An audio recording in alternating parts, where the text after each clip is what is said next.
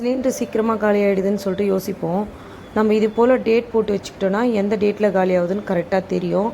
அதுக்கேற்ற மாதிரி சிலிண்டர் எடுத்துக்கலாம். சிலிண்டர் வைக்கிற இடத்துல கீழே வைக்கக்கூடாது, கரை படிஞ்சிரும். இது போல் மேட் போட்டு வைக்கணும், எப்போவுமே கரை எதுவும் படியாது. நெக்ஸ்ட்டு டிப் பார்த்திங்கன்னா, நம்ம நூலில் அடிக்கடி சிக்கிக்கும். இது போல் நம்ம என்னதான் சுற்றி வச்சாலும் மறுபடியும் ஒன்றோட ஒன்று நூல்லாம் சுற்றிட்டுருக்கோம்.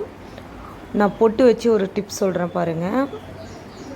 இந்த நூல் நல்லா சுற்றிட்டு அந்த நூலோட எட்ஜில் ஒரு குட்டியாக ஸ்டிக்கர் போட்டு எடுத்து அது பின்னாடி பிச்சுட்டு அதில் ஒட்டிடுங்க. இது போல் ஒட்டி வச்சிட்டிங்கன்னா நூல் ஒன்றோட ஒன்று சிக்காது.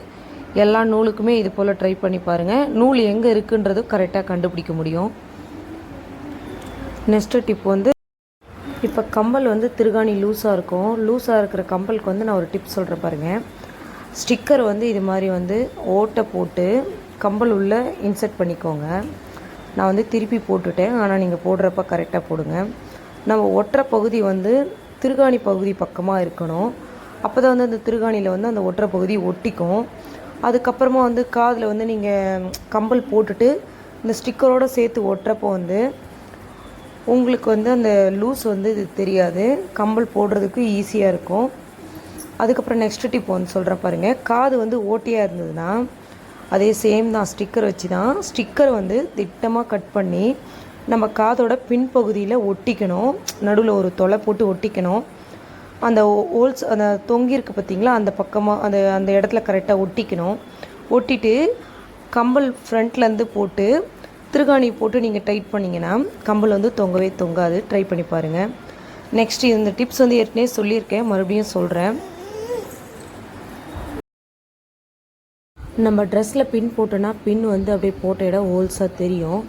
அது போல் தெரியாமல் இருக்கணும்னா ஒரு ஸ்டிக்கர், குட்டி ஸ்டிக்கர் எடுத்துக்கோங்க. அது பின்பகுதி இருக்கிற ஸ்டிக்கர் ரிமூவ் பண்ணிவிட்டு ஊக்கில் அதை அப்படியே குத்தி ட்ரெஸ்ஸில் நம்ம போடும்போது என்ன ஆகும்னா நம்மளுக்கு தொலை விழாது. இது போல் குத்தி உள்ளே இழுத்துக்கோங்க. இழுத்துட்டு அதுக்கப்புறமா நம்ம ட்ரெஸ்ஸில் பின் போட்டோன்னா நம்மளுக்கு பெருசாக ஹோல்ஸ் விழாது. நம்மளுக்கு அந்த ஸ்டிக்கரும் தெரியாது. நம்ம உள்பக்கமாக தான் எப்போவுமே ஊக்கெலாம் போடுவோம். அதனால் நம்மளுக்கு அந்த ஸ்டிக்கரும் தெரியாது, தொலையும் விழாது. ட்ரெஸ் சேஃபாக இருக்கும். ட்ரை பண்ணி பாருங்கள். நெக்ஸ்ட்டு டிப் சாவிலாம் நம்ம வெளியில் போகிறப்ப எடுத்துகிட்டு போவோம், வீட்டு சாவிலாம். அது நம்ம ஜிப்பில் போட்டாலும் சரி, இல்லை உள்பகுதியில் போட்டாலும் சரி. இப்போ எதனா ஒரு காசு எடுக்கிறோன்னா ஜிப்லேருந்து எடுக்கிறப்ப அப்படியே நாங்கள் சாவி தெரியாமல் கீழே போட்டுருவோம். மிஸ் ஆகிறதுக்கு வாய்ப்பு இருக்குது. அப்படி இல்லை நம்ம ட்ரெஸ்லாம் கேரி பண்ணி எடுத்துகிட்டு போகிறோன்னா, இப்போ ட்ரெஸ்ஸு இல்லை எந்த ஒரு ஃபைல் எதுவாக இருந்தாலும் சரி, அதை எடுக்கிறப்பையும் தெரியாமல் கீழே போட்டுருவோம் சாவியை. நம்மளுக்கே தெரியாமல் கீழே விழுந்துடும். சாவி நம்ம எப்போவுமே சேஃபாக எடுத்து வச்சுருக்கணும். ரிட்டன் வரப்போ நம்மளுக்கு யூஸ் ஆகும். அதனால் என்ன பண்ணணும், ஒரு பின் எடுத்துக்கோங்க, சேஃப்டி பின். அதை அந்த சாவியில் கோர்த்து பேக் உள்பக்கமாக நீங்கள் எங்கே பின் பண்ணணும்னு நினைக்கிறீங்களோ அந்த இடத்துல அந்த பின்னை பின் பண்ணிவிடுங்க. பின் பண்ணிட்டீங்கன்னா நீங்கள் எந்த பொருள் எடுத்தாலுமே அந்த சாவி உங்களுக்கு விழாது. ட்ரை பண்ணி பாருங்கள், கண்டிப்பாக பயனுள்ளதாக இருக்கும். நெக்ஸ்ட்டு டிப் நம்ம சிசர் ஷார்ப்பாக இருக்காது. அதை ஷார்ப் பண்ணுறது எப்படி பார்க்கலாம். சிம்பிள் தான். நீங்கள் இது போல் சமையலுக்கு யூஸ் பண்ணாத உப்பு இருந்ததுன்னா அந்த உப்பில் இது போல் சிசரை நல்லா சிசர் கட் பண்ணுற மாதிரி பண்ணி பாருங்கள்.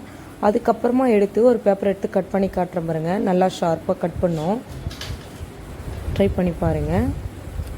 நெக்ஸ்ட்டு டிப் ஸ்டிக்கர் நம்ம யூஸ் பண்ணுறப்ப நெத்தியில் வைக்கிறதுக்கு ஸ்டிக்கர் பிரிச்சுட்டு வச்சோன்னா பசை சரியாக இருக்காது. ஒரு ஸ்டிக்கரில் அப்படியே எடுத்துகிட்டு வரும், சீக்கிரமாக கீழே விழுந்துடும். அது விழாமல் இருக்கிறதுக்கு ஒரு டிப் சொல்கிறேன். இதை கொஞ்ச நேரம் ஃப்ரிட்ஜில் வச்சுட்டு அதுக்கப்புறமா எடுத்து ஸ்டிக்கர் வச்சு பாருங்கள். ஸ்டிக்கர் உங்களுக்கு நெத்தியிலேருந்து விழவே விழாது. ட்ரை பண்ணி பாருங்கள். இப்போ நான் ஃப்ரிட்ஜிலேருந்து எடுத்து கொஞ்ச நேரம் கழித்து மறுபடியும் நான் வைக்கிறேன். கொஞ்சம் ஸ்ட்ராங்காக இருக்கும், உங்களுக்கு சீக்கிரமாக நெத்தியிலேருந்து விழாது. நெக்ஸ்ட் டிப், இப்போ நம்ம சார்ஜர் எடுத்து யூஸ் பண்ணுறப்ப நம்மளுக்கே சம்டைம் கன்ஃபியூஷன் ஆகும். எந்த பக்கமாக வந்து சொருகுறதுன்னு சொல்லிட்டு திருப்பி பார்த்துட்டு அதுக்கப்புறமா சொருவோம். சார்ஜர் ஒயரில் இது போல் ஒரு ஸ்டிக்கரோ இல்லை நெயில் பாலிஷ் லைட்டாக தடவி விட்டுட்டிங்கன்னா கூட சரி, அது அந்த பக்கம் வந்து கரெக்டாக எடுத்து இன்செர்ட் பண்ணணும்னு நம்மளுக்கு தெரியும்.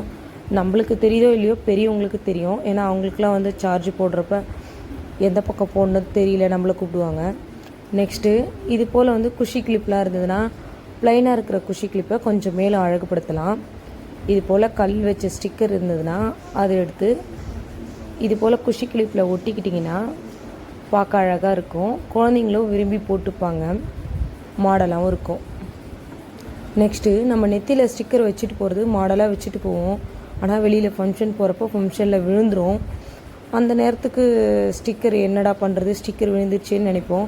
ஹேண்ட்பேக்கில் நம்ம எடுத்துகிட்டு போனால் தான் உண்டு, இல்லை மறந்துட்டோன்னா அவ்வளோதான், நெத்தியில் பொட்டு இல்லாமல் அசிங்கமாக இருக்கும். இது போல் பவுச் இருந்ததுன்னா பவுச்சுக்குள்ளே எக்ஸ்ட்ரா ஒரு ஸ்டிக்கர் எடுத்து ஒட்டிக்கோங்க.